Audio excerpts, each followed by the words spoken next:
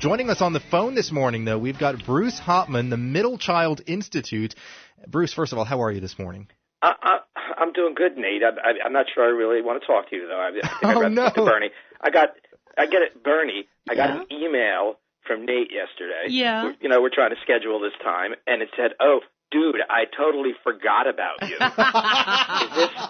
This is the kind of way, this is how you treat a middle child? And then we're working on the time slot, and he goes, "Oh yeah, you might be a little late because we're putting you on after a very popular segment, like who cares about you, really."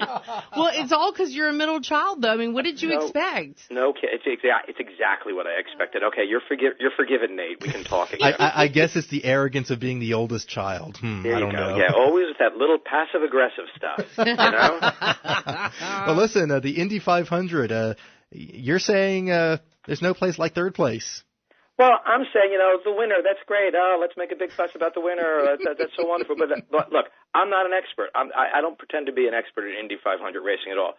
But I am an expert in being a middle child, so I know a thing or two about coming in third place, okay? When you're a middle child, right, that's the best you could really hope for, because your older brother or your older sister is going to be the favorite. They're going to come in first.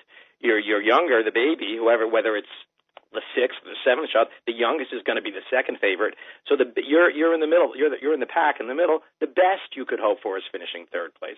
So I say, let's celebrate the third place finisher a little more. Who cares about who finished first? I say, go Marco Andretti, the third place finisher. There's a lot of history behind finishing third place at Indy. That's cool. Oh, there's a lot of history. Oh, pray tell, please. Oh yeah, well, some of the best racers, like everybody knows that Al Unser Sr., well, I don't know if everybody knows, but they will now. Al Unser Sr. won Indianapolis, the Indy 500, 4 times. And he's like a legend because he's won it 4 times. But he's also placed third 4 times. Nobody knows that. That's a great feat. It's not easy to fit. The race has been run 98 times. 98 times they've run the race. Only 15 drivers have finished third place more than once. It's not easy to finish third place more than once. That's what Marco Andretti has now finished third place. This will be his second time. So that's an incredible feat. I say go third place.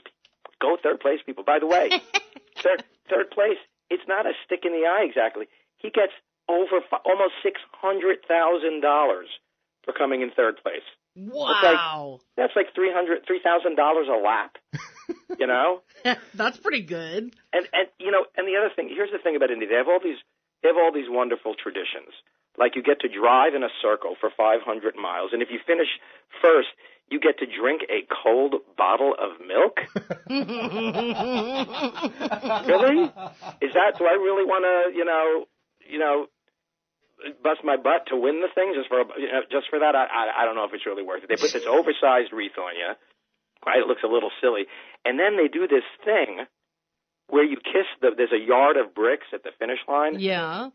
You get to kiss the bricks. Now, listen, I'm not like a germ nut or anything, but like there have been 33 Indy race cars have been driving over those bricks for like the last 500 miles. I don't want to kiss that. To me, that seems like the kind of thing you would do the guy that finished last. You lost. You have to kiss the bricks. It really doesn't make any sense. Wow. Well, listen, Bruce, we're kind of running short on time here because you did follow up on that really popular segment that ran late. Yeah, I know you've got some bad weather there. We were discussing that as well. That perhaps Mother Nature doesn't smile on. I don't want anybody blaming the weather on me. By the way, it's like, oh yeah, sure, the middle child came on, and we're having like the skies are opening, and it's the end of the world. Not my fault. Not your fault, huh? I will not. Hey, can I follow up on something though? If we are running a little short. Go ahead. I know when we were on last, we were talking about my idea for Middle Child's Day, which is August 12th.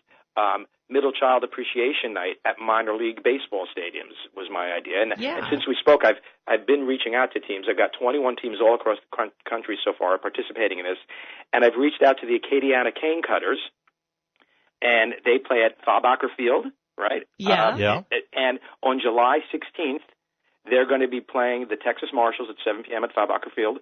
and they are having Middle Child Appreciation Night. Now, it's a while off, so we don't have all the details, but I encourage all your listeners, go to their, they got a Twitter feed, @CaneCuttersBB, and find out what you can about Middle Child Appreciation Night. Let's support the team that supports the International Middle Child Union. Let's love it. Now, Bruce, let's get behind the Acadiana Cane Cutters. Please tell me you're going to be in town for this.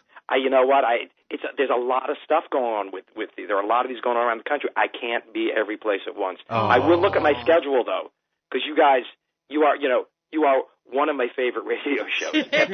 After what you said to me, you didn't think I was going to put you at the top of the list, did you, Nate? Oh. I do harbor a little grudge, I guess. Oh, well, hopefully those hurt feelings don't last for too long now. You could find out all about I'll be updating this stuff about the cane cutters at the blog at smackdadblog.com, and also at my Twitter handle, my Twitter feed at MidKidMusing, so you'll be able to find out about that also.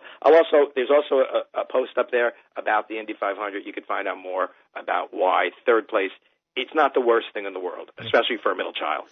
All right, Bruce Hopman speaking for middle children everywhere. Thank you so much for joining us this morning. We do appreciate your time. Great speaking to you, Bernie. And you too, Nate. All right. Thanks a lot. Goodbye. 8:34 here at KPEL.